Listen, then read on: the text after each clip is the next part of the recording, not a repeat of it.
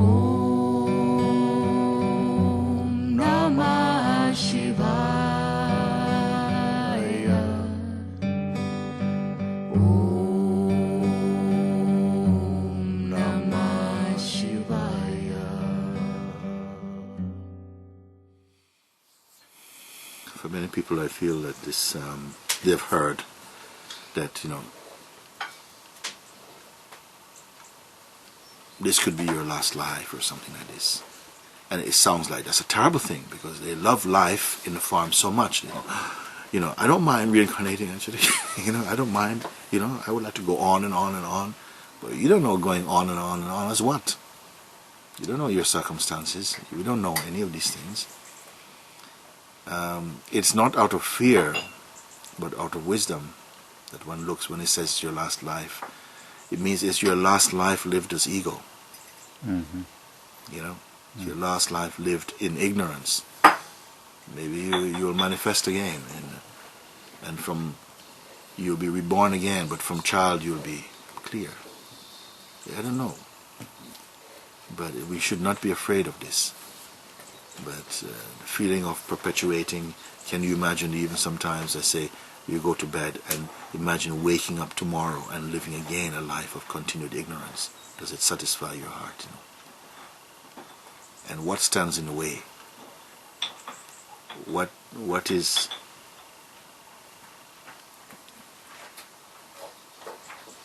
Because what is here now. And what is not only appears to be. So, I think these things can only... It's not that we have to learn. We don't have to learn so much, actually. A little bit of learning is needed. It's not that we have to learn so much. I think we only have to be inspired again. We only have to be shown again the futility of egoic thinking. We only have to feel and be in the presence of embodied truth, or truth made tangible again, not just truth as words, truth as concepts, truth as ideas. You need to meet beings who have merged their life in truth and see, something just fills you up. Yeah, this is what I was waiting for. It was the story that I told about the squirrel. It is this story. And maybe I'll tell it here again because it's a good one. That in a certain park there's a group of squirrels lives in this nature reserve. And they are always living, dancing through the canopy of the forest all the time. But it so happened that one of them have become a little bit, relaxed around human beings, and they would come and they would throw nuts, and they would pick the nuts up and move around with it and go off and bury it and come. And he had created this relationship is established. People would come with their children, and this one squirrel would come and like this, coming down and taking even from the hand. He's taken now, which the others would not do. And one day a man came into this reserve, and he started to throw the nuts first, a few feet away, then 1 foot away. Then the squirrel came up, took from the hand, and he came to take from the hand. He grabbed it from behind the neck, like you would hold a cat, and took his rucksack and he stuffed the squirrel in it. That made his way out. And he took this squirrel home, and he tied a string around the neck of the squirrel. And at the other hand, maybe about 5 foot away, he ties it onto a brick. And he leaves the squirrel in the back of his yard, in the garden. And of course the squirrel is fiercely struggling to get rid of this, naturally trying to get rid of this string from around his neck. But he can't do it. He tries to pull the brick, but it's heavy. And he's just exhausted there. But each day, this captor would come home, turn the key, the squirrel could hear in the front door, the panic. And then he would come and he would bring nuts and water and milk, and little by little the squirrel start to take and eat. And after days pass and weeks pass and months pass, it became relaxed with this new life of captivity. And then it would even look forward to hearing the door squeaking. My master's home, whatever it is. Waiting for a little stroking and whatever like that. And it was almost comfortable in its life, except that there was a Doberman dog next door.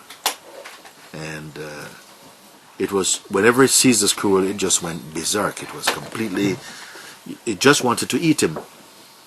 So it was ramming into the fence, and the fence is also opening up.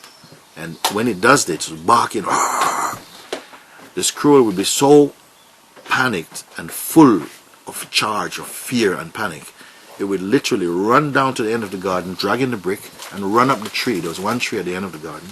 It would run up into the tree, and it would be up in the tree, which is its natural abode. But it couldn't stay in this place because the weight of the brick was too much pulling. It couldn't stay. So after a short time, it had to come back down again. And like this, life went on, season to season, year after year. It went like this. Then one winter, it was very, very, very, our winters can be in cold places, very, very places like in England, all the trees lose their leaves, and it was very sad, low-keyed winter for it. No friends, nothing. Sometimes the master doesn't come home for 2 days or something like this, and it was very lonely. It went through the whole winter, but it got its food, it got the usual things. But then finally, actually, spring came. When spring came, the trees began to get green again. After a short time, a couple of months, the full leaves are back, and like this. And it was there in its little garden. And one morning, it heard this like a swishing, and it looked up, and it sees this family of squirrels just dancing, somersaulting through the canopy of the forest, the trees above in the gardens, running. And in that moment, it was awestruck, because in that moment it was reminded of something like something primal in itself. When he saw all the freedom and them dancing, and it remembered its original life. And after this it became very, very sad when they went. But something was inside stirring. It's looking at its plate of food. It's looking up and saying, my God. Then after a while, these squirrels that were going through the forest, they noticed this poor little thing looking all weedy and very tired. And they said, they had the sense to go and rescue it, because they see that he was trapped. So they came down on them, and then it was very afraid. It was very afraid that they're going to kill. But they came and they started to bite at his string.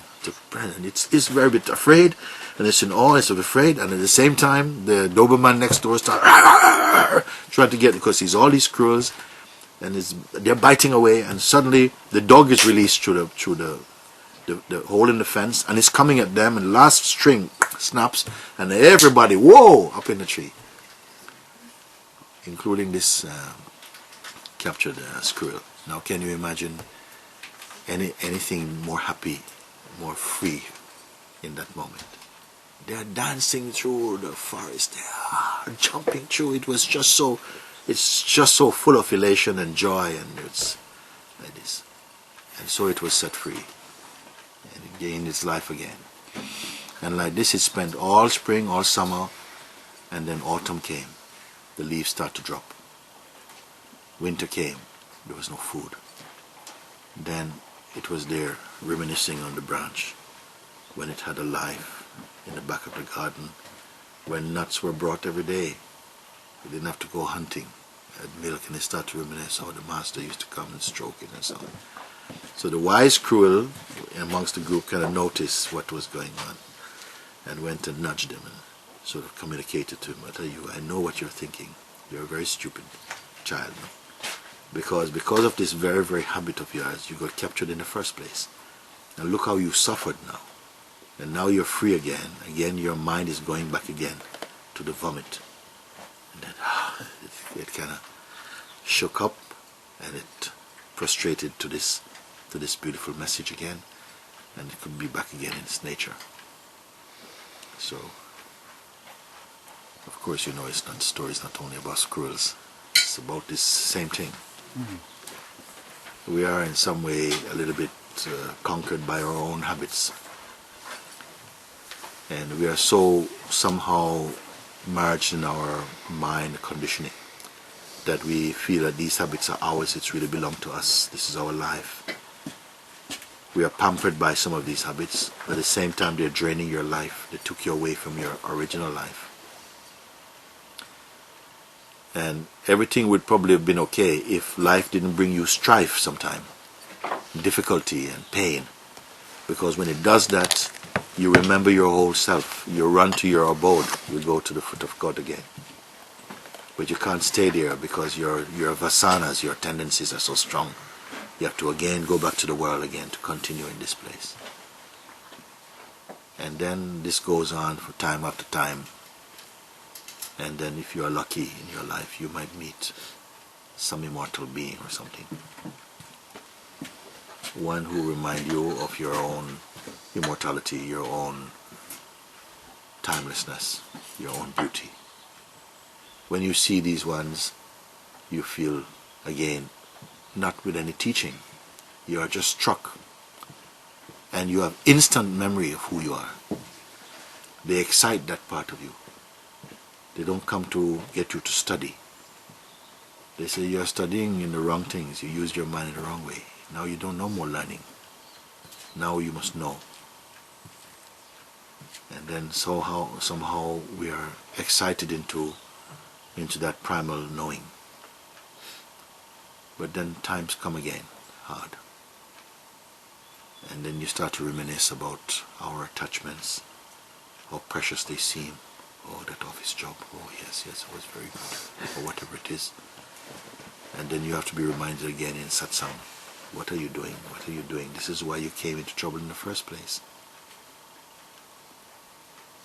Look how you fell from your own grace. Your life is not anymore life of grace. It becomes life of disgrace. Why are you reminiscing and pampering yourself with negative, stupid thoughts? Wake up. And then if you have that inside you, you will say, thank you for reminding me. Good. Drop it. Give it up.